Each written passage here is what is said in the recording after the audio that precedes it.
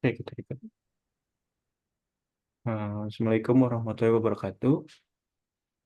Kami dari kelompok 12 yang beranggotakan saya sendiri sebagai Ilham Ardianto dengan NIM 230101 020041 dan rekan-rekan tim saya yaitu Mas Ivan Aksala Tama dengan NIM 230101010039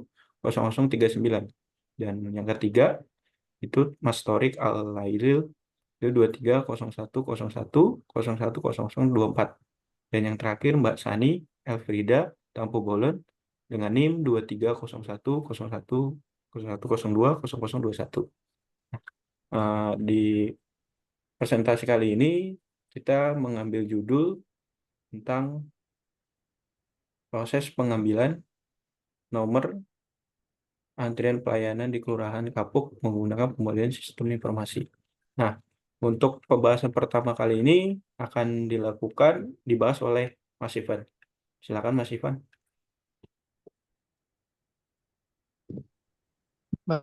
Baik, pertama-tama kita masuk ke bagian pendahuluan terlebih dahulu. Penerapan sistem informasi dalam membantu pelayanan sangat membantu, khususnya awal muda pendaftaran ketika ingin melakukan pengajuan atau keperluan ketika mengunjungi kelurahan kapuk. Ada proses awal pendaftaran seringkali tidak efektif, masih menggunakan nomor dan dipanggil seusai nomor antri. Dan bahkan masih ada celah orang untuk memanfaatkan hal itu ke arah sogokan agar cepat diproses kebutuhan dan keperluannya. Agar tidak terjadi lagi perlunya sistem yang dibuat, itu sistem nomor antri. Penerapan sistem nomor antri adalah langkah yang sangat efektif dalam menciptakan proses administrasi yang baik dan kondusif. Sebelum adanya penerapan proses, antrian menyebabkan terjadinya masalah, diantaranya terjadinya suatu keadaan di mana mahasiswa kerap kali berdesakan dalam mendapatkan pelayanan administrasi, sehingga mahasiswa sangat kesulitan dalam mendapatkan pelayanan. Dikarenakan kurangnya kesadaran masyarakat Indonesia, khususnya mahasiswa, untuk membudayakan mengantri, nomor antri merupakan suatu cara menata situasi di mana mahasiswa akan mendapatkan pelayanan secara bergiliran. Lalu kita lanjut ke slide selanjutnya.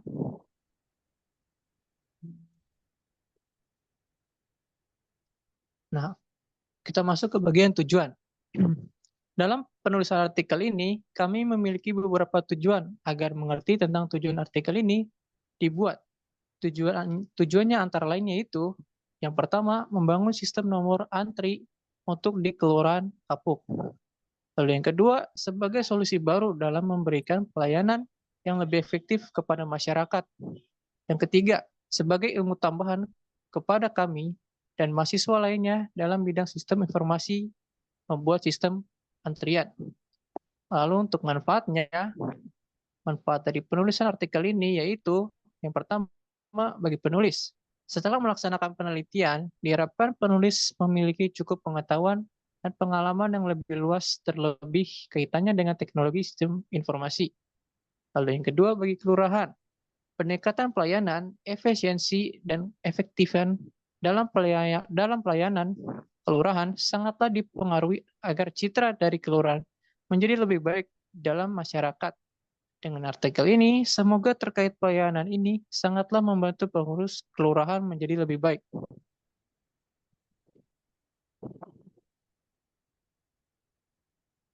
Oke, Lalu lanjut. yang selanjutnya yaitu metode dan pendekatan. Yang pertama yaitu jenis data dan sumber data. Jenis data yang pertama yaitu data prime. Nah, data yang diperoleh langsung dari sumbernya melalui observasi dan wawancara. Yang kedua yaitu data sekunder. Nah, data yang diperoleh dari literatur, jurnal, buku, dan laporan penelitian terkait. Sumber data yang selanjutnya yaitu data prime, ya petugas kelurahan, warga yang menggunakan layanan, dan dokumen internal kelurahan. Data sekunder, jurnal ilmiah, buku, teks, artikel, konferensi, dan laporan penelitian. Yang kedua yaitu teknik pengumpulan. Yang pertama yaitu observasi, yaitu mengamati proses pengambilan nomor antri di kelurahan Kapuk. Terus yang selanjutnya yaitu mencatat alur kerja dan interaksi antara petugas dan warga serta kendala yang muncul. Wawancara, yaitu yang selanjutnya itu wawancara semi teks struktur dengan petugas kelurahan untuk memahami kendala dan kebutuhan.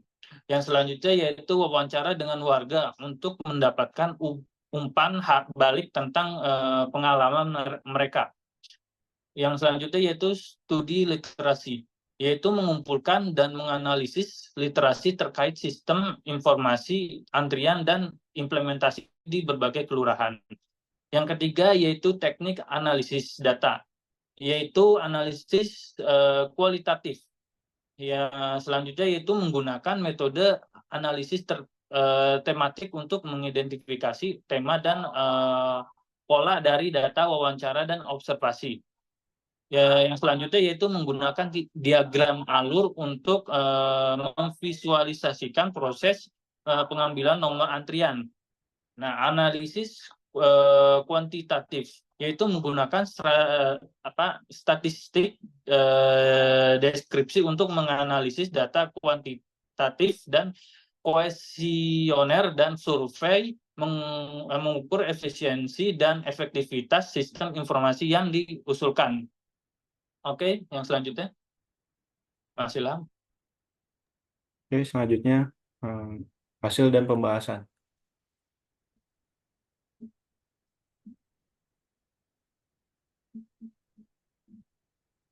Nah, hasil dan pembahasan ini yang digunakan yang pertama itu sistem awal atau yang sedang digunakan.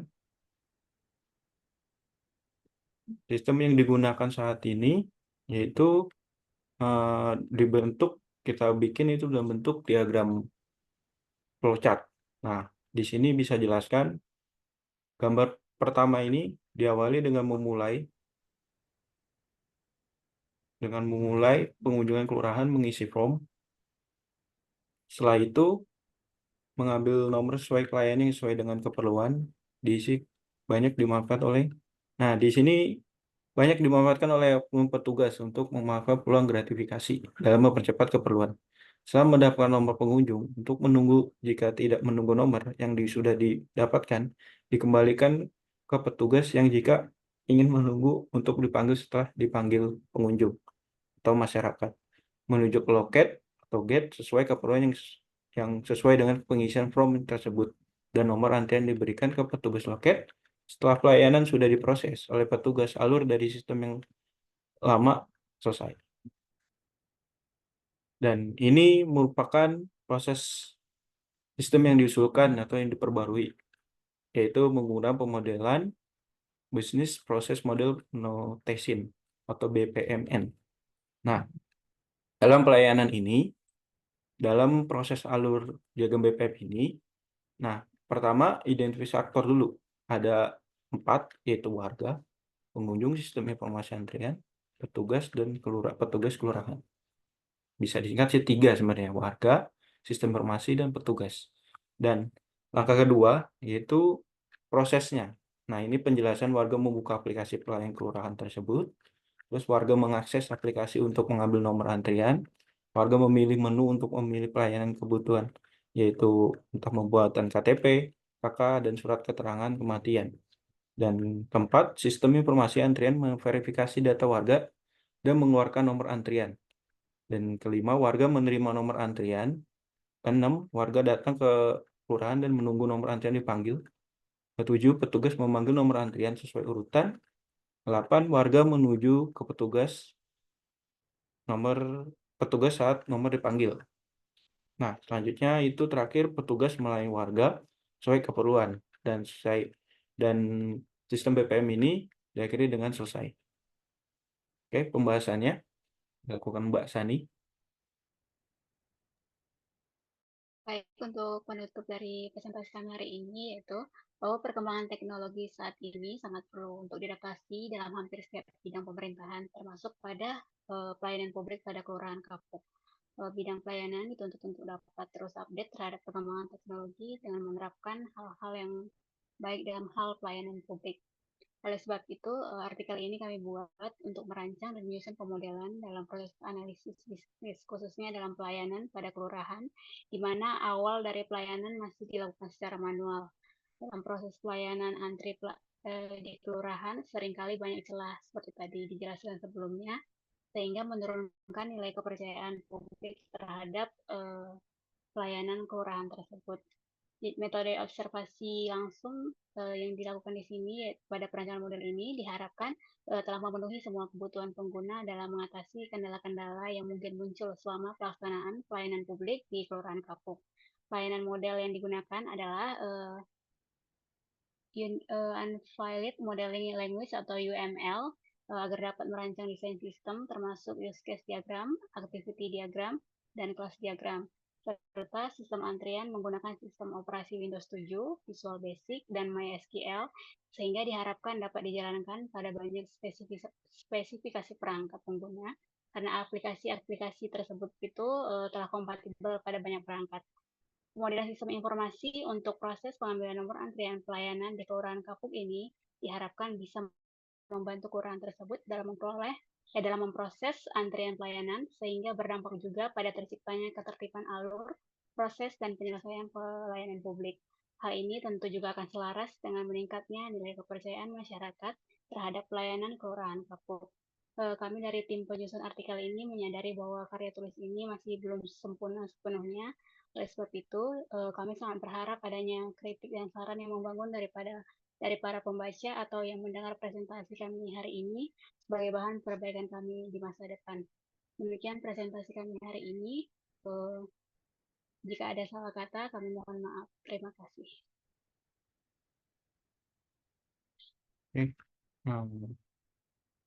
Mungkin cukup presentasi dari kelompok kami yang diakhiri dari Mbak Sani untuk menyimpulkan dari hasil artikel kami.